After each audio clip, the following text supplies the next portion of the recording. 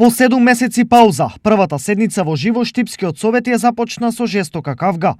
Крвта меѓу советниците од позицијата и опозицијата ја зовре деловникот, кој според ВМРО ДПМНЕ не бил почитуван при свикување на седницата, зашто од партијата реагираа и на пресконференција. Чашата ја прелија тоа што за седници не известуваат и повикуваат адхок, нешто кое се практикува единствено во услови на воорена состојба.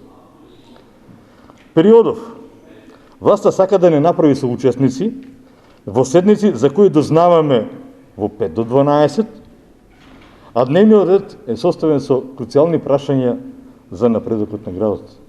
Незадоволството се пренеси во салата, каде повеќе од 1 час се дискутираше за кршење или не кршење на деловникот. И на кој начин тој ја свика наредната седница која што со прекршување на деловникот за работа, а сега е заменик градоначалник, а воедно тука го прекршува деловникот, со прекршување на деловникот за работа ти закажува седница за 30 минути. Јавте за збор во делот на записникот. Да, зборуваме за Доколку записник. имате конкретни забелешки во однос на записникот, да ги изнесете, а не овде да држиме политички говори. Дилемата ја разреши заменик градоначалникот, кој претходно 3 години беше на чело на советот. Посебно во дело на тоа кој ја свикува и кој ја воде седницата во услови кога имаме промена на председател на советот. Значи, и тука деловикот е многу јасен. Кога имаме промена на председател, седницата на советот ја свикува претходниот председател и тука ништо не е прекршено од деловникот. Претходниот председател бев јас.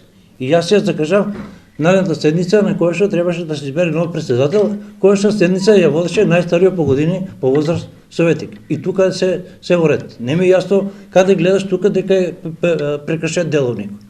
И друго, околу тие 7 дена, точно е, сите знаеме во деловникот дека има рокови, кога се свикува седница, кога се праќаат материјали и така натаму. По ова, седницата продолжи по утврдениот дневен ред, а советниците дискутираа за извештаите на јавните предпријатија и градинките.